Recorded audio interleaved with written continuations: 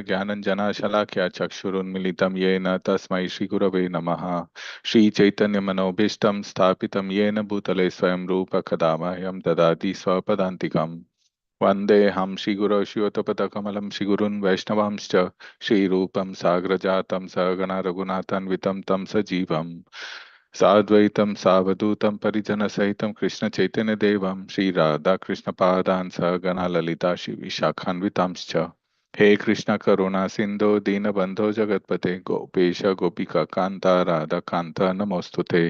तप्त कंचन गौरांगी राधे वृंदावनेश्वरी वृषभानुसुते देवी प्रणमामि हरिप्रिये। वाञ्छकल्पतरुभ्यश्च कृपा सिन्धुभ्य एव च पतितानां पावनेभ्यो वैष्णवेभ्यो नमो नमः। जय श्री कृष्ण चैतन्य प्रभु नित्यानंद श्री अद्वैता गदाधर शिवासादि गौर भक्तवृंद। हरे कृष्णा कृष्ण कृष्ण हरे हरे हरे राम राम राम हरे हरे। नमः ओम विष्णुपादाय कृष्ण प्रेष्ठाय भूतले श्रीमती भक्ति वेदांत स्वामी नीति नामिने। नमस्ते सारस्वती देवी गौरवाणी प्रचारिणे निर्विशेष शून्यवादी पाश्चात्य देश तारिणे।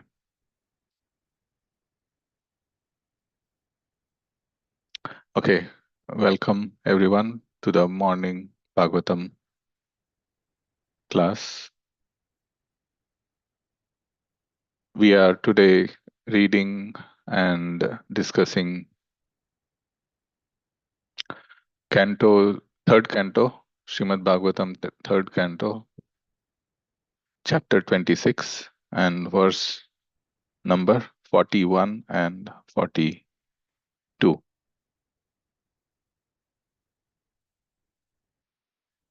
So I'll share my screen and we will read the verses, verse translation, purport, synonyms.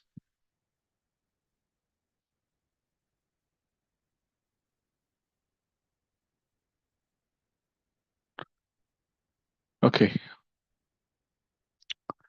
Bhagavatam 3:26-41.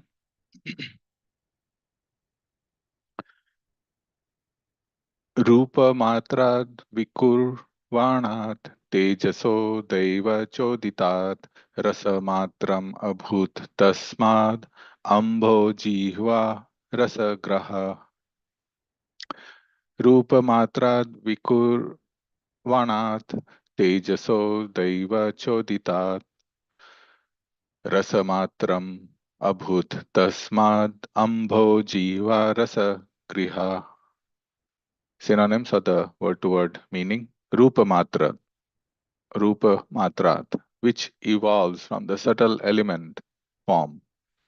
Vikur Vanat, undergoing transformation. Tejasa, from fire. Daiva Choditat, under a superior arrangement. Rasa Matram, the subtle element taste. Abhut, became manifested. Tasmat, from that. Ambha, water. Jihva, the sense of taste. Rasa Graha, which perceives taste. Translation by His Divine Grace A.C. Bhaktivedanta Swami Srila Prabhupada ki jai. By the interaction of fire and the visual sensation, the subtle element taste evolves under a superior arrangement. From taste, water is produced, and the tongue, which perceives taste, is also manifested. Purport. The tongue is described here as the instrument for acquiring knowledge of taste. Because taste is a product of water, there is always saliva on the tongue. I will also read the next verse. Kashayo maduras tiktah tattva katva amala iti naikatha Bhautikānam vikarena rasa eko vibhidyate. Synonyms. Kashaya, astringent. Madhura, sweet. Tiktaha, bitter. Katu, pungent. Amala, sour. Iti, thus. Na ekada, many foldly. Bhautikānam, of other substances. Vikarena, by transformation. Rasa, the subtle element taste. Eka, originally one. Vibhidyate is divided. Translation. Although originally one, taste becomes manifold as astringent, sweet, bitter, pungent, sour, and salty due to contact with other substances.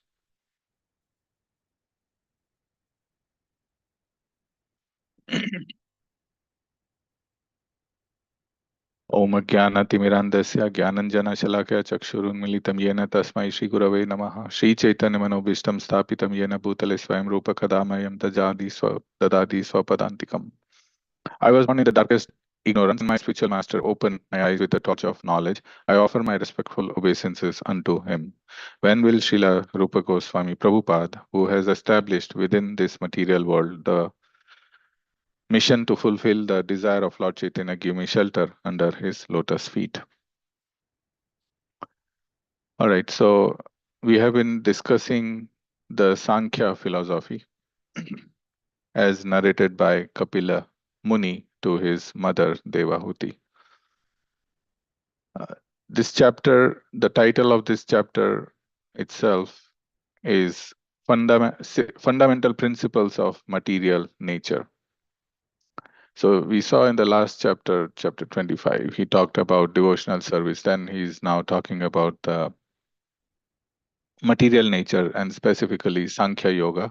And then again, going forward, I believe in chapter 28 or 29, he will again conclude that devotional service, he will focus on devotional service. So here, talking about the material nature and specifically Sankhya Yoga, this is the explanation of how the material nature came into being, how the material nature is evolved, the details behind it. This may be very dry and difficult to understand because it is, we don't have that subtle experience that happens at the time of creation, at the time when there were no planets, this universe was completely dry. So at that time, these processes are taking place, and that's how the universe is coming into being. The Prakriti, in its current, in its the form is manifested from unmanifest to manifest. So we saw as part of this evolution, or rather sequence of activities that happen as the Prakriti is formed, we see that sound was the origin. After sound, then came sound and ether, and through their interaction, the uh, touch came, and touch and air, and through the interaction of them, then the form came, and form and fire. Through the interaction of form and fire, now comes the taste, which is the next, and the next element, water, is created. So there are different there are different principles, or there are different attributes of these elements. For example, ethers is sound. Sound cannot exist without ether. Sound can travel in ether, and to that, and the next one is air, and we can see that from up to air we can actually understand, because if I wave my hand, I can feel the touch. When a wind, the breeze is there, I can feel the touch sensation of the, so that we can understand. And then comes fire with fire and form. So it also, with the form in the previous verse, in verse number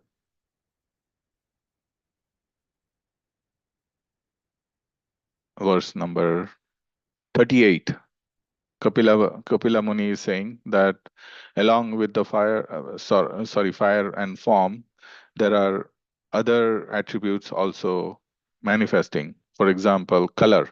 The color is makes everything vibrant and brilliant. So color is also formed, comes into manifestation with the form. So likewise, after that comes, and obviously fire is used in many other purposes, as discussed in the previous verse number 40, where fire is used to cook, digest, destroy cold, evaporate, and give rise to hunger, thirst, eating, and drinking. Then comes the today's discussion, which is taste. Taste is coming from water. And along with taste, in text number 42, we read, there are other attributes manifesting. So taste can be of 6 types: astringent, sweet, bitter, pungent, sour, and salty. Again, this is discussed in Ayurveda also. But which brings enjoyment, is the source of enjoyment. All of these become the source of enjoyment. That is the purpose of Prakriti, because the living entity Jiva wants to enjoy in this material world, and these elements facilitate the enjoyment propensity, and it facilitates the enjoyment propensity by developing rasa. Rasa means mellow, it means taste. It gives enjoyment. So these are that's the function of all these elements. So from taste, these 6 different types of um, taste. I mean, it's taste only. So taste develops, which provides different types of experience. So let's look at text number 41, which is the manifestation of this taste, and also go into a little bit detail about the Prakriti. So I'll share my screen again.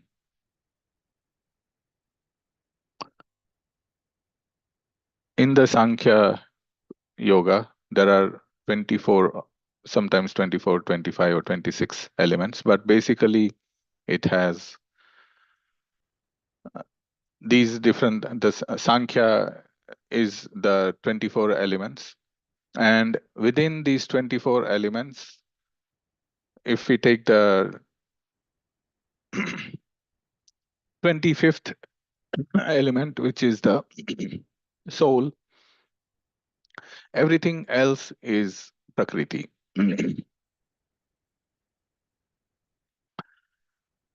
So, including our body, everything else is Prakriti. Excuse me. Now, in Bhagavad Gita, Krishna says that in chapter 3, 3.27, Prakriti kriyamanani gunai karmani sarvasa ahankara vimudatma kartaham iti manyate. The spirit soul, bewildered by the influence of false ego, thinks himself the doer of activities that are in actuality carried out by the 3 modes of material nature. So there is there are 3 things involved here. The Jiva is involved, the Paramatma is involved, or the super soul, and there is Prakriti involved. So the Jiva, or the living entity, thinks that he is the doer and the enjoyer of different activities. But this verse says that actually the activities are carried out by the material nature. So Jiva is there, Jiva desires, Super Soul is there, Paramatma sanctions, and Prakriti is there. Prakriti is the executor of the desires based on the sanction of Paramatma. It's very nicely explained in the 18th chapter also of the Bhagavad Gita, where the 5 factors of action are described by Krishna. So the bewilderment is that even though Prakriti is is is the executor of the desires, the jiva thinks that I am the doer. It is because of me. I actually did everything. And that is the bewilderment. That is the ahankar of the living entity. So then the question, if we understand this, and it can be understood by properly understanding the different activities and uh, by observing actions, and we can clearly see that there are things coming up in our life, situations coming up in our life, which is not an action of anything that remotely comes in my memory or mind, but the situation comes. So how did that situation arise? There must be some system in place which makes that happen, and then based on that, there are activities that are happening. And it's not just one person. There could be so many different persons and their activities, and there is collective results are there. So it's the prakriti which is the doer. Once we understand that, then the next question arises that okay, this is prakriti. I'm bound to this prakriti. How can I then come out of this binding? How can I come out of this? Is it possible to be free? So Krishna says in 7.14, Devi esha gunamai mama maya duratyaya mam eva ya prapadyante mayam etam tarantite.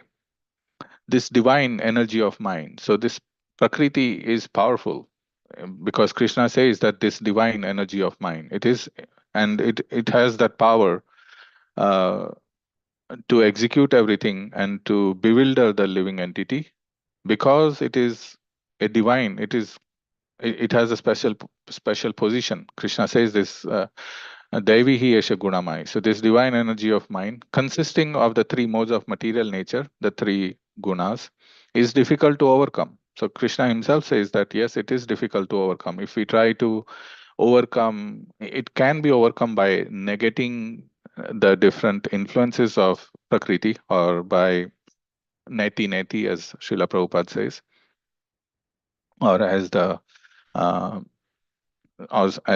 some of the schools of philosophy say. But Krishna says, but those who have surrendered unto me can easily cross beyond it.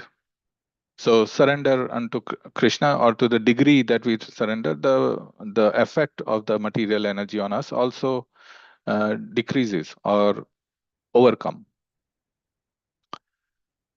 So Krishna is giving the formula here that it can be overcome by surrendering unto him. And those who can surrender, they can easily cross beyond it. However, then the next question comes, what is surrender? How do we surrender? What is the process of surrender? And then it's Krishna again explains in the 14th chapter, 14.26. Mam cha yo vyabhicharena bhakti yogena sevate sa gunan samatityaitan brahma bhuyaya kalpate. One who engages in full devotional service, unfailing in all circumstances, at once transcends the modes of material nature and thus comes to the level of Brahman. So this is the formula. So the one of the formula can be to negate the different effects and try to come out of the clutches of Maya or the Prakriti. But then this is a superior formula, that by executing in the full devotional service, one can transcend the modes of material nature. Why is that? Because it has higher taste, higher attachment at the spiritual level. So to overcome matter or prakriti, one has to go beyond matter and take shelter of something which is beyond matter, which is the spiritual energy. And when one does that, engage in the devotional service, then the negation or the neti is already included in that. When we get something better, for example, if I get a better job, higher paying job, then I can easily give up the lower paying job. So similarly, it is easier to disengage or get detached by engaging in something better, something higher. And that's the formula that Krishna is giving. So that so with the coming back to our verse today, taste is produced from taste, water is produced, and tongue, which perceives taste, is also manifested. So here Kapila Muni is saying that in the evolution of the Sankhya, this is the fourth stage or third stage, maybe. Yeah. Water is developed, water and taste. And the third element is the tongue. Tongue is the karmendriya, meaning the sense through which the taste is perceived. And when the tongue is created, it's also mentioned in the creation that the tongue is manifested when the Lord, as Garbhodakasai Vishnu, he wants to all of these things. When he has the desire to taste, when he has the desire to perceive a form, that's when these different manifestations happen. And through that, the living entity gets a portion of that uh, capacity or propensity. And with that tongue comes the different tastes. So astringent, sweet, bitter, and these are also described in the Sankhya philosophy.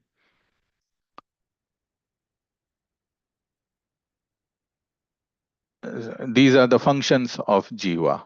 A balanced Ayurvedic meal will have all the six tastes: bitter, sweet, sour, salty, astringent, pungent, bitter.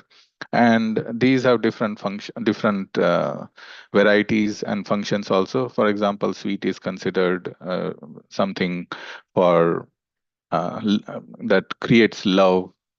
Sour is has the function of triggering digestion within the body.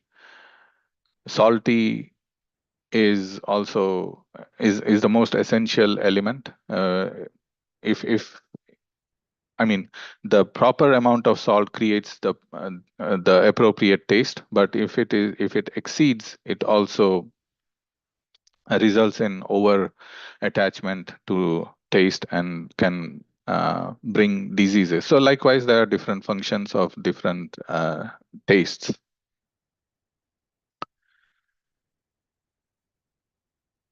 So ultimately, these are the details of how taste is developed, and the taste can only originate from water, as Srila Prabhupada also mentions that with water, because there is water or in the tongue, the taste can be experienced. We don't have an experience of taste without the element water in any living entity or in our experience. So taste is required for water is required for taste. So that's where we are in the progression of the Sankhya philosophy. And like we discussed, I will quickly summarize. The creation is manifested in the beginning of the universe, and the purpose of the all the different elements is to provide enjoyment or rasa, which is facilitated by the prakriti, so that the jiva who has the desire to enjoy can enjoy these through the medium of these different elements. But ultimately, the real position of the jiva is to get out of this material world, of this clutches of Maya. And that can be done by surrendering unto Krishna.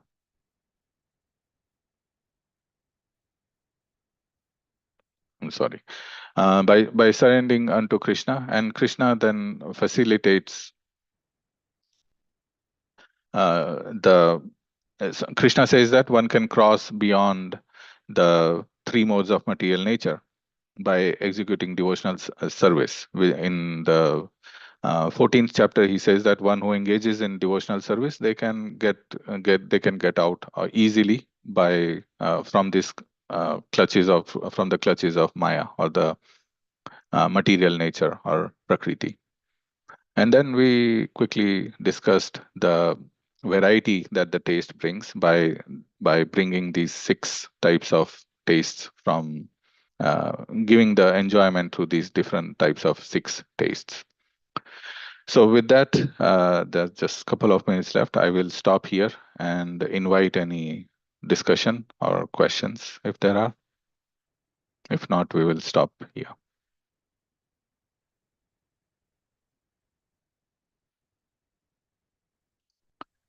Thank you, All Prabhu. right. Nice class. When it started, I was just thinking like why these descriptions, these technical descriptions keep coming up in the Bhagavatam. And you answered that question. You gave very nice explanation. And I was just thinking that to corroborate what you were saying, that Prabhupada's final words, there's a little YouTube clip, Prabhupada's last, final few sentences that he said on the Bhagavatam when he was transcribing. The last lines that he transcribed were that Krishna is the controller of everything, and knowing this is Krishna consciousness. Everything is controlled and directed by the Lord, and knowing this is Krishna consciousness. So this is what you were saying. Yes, and there's that verse is in Bhagavad Gita also. Thank you for bringing that up, Gopalari Prabhu. Mhm. Yeah. Yes, and you were saying that realization that Prakriti, Krishna's energy, is the doer. We are not the doer. Is helping us understand that Krishna is the doer of everything. Everything is happening by his potency. Yeah. Yes. Mamai he says that also in the Bhagavad Gita. Maya Mita. What is that? Mamai. No, that is a different verse. But yes. Yes. Maya Prakshena Prakriti, or something like that. Maya Dakshana Prakriti Suyate Sa Chara Charam. Yeah. Under my direction, the Prakriti is working. Yes. Yeah. Yes, sir. Wow. Thank you. Yeah. Thank you. Hare Krishna. Okay. So thank you, everyone. We'll stop here. Vanchakalpatarubhyascha kripa sindhubhyeva cha patitanam pavanebhyo vaishnavebhyo namo namaha. Thank you, everyone. Have a good rest of the day. Hare Krishna.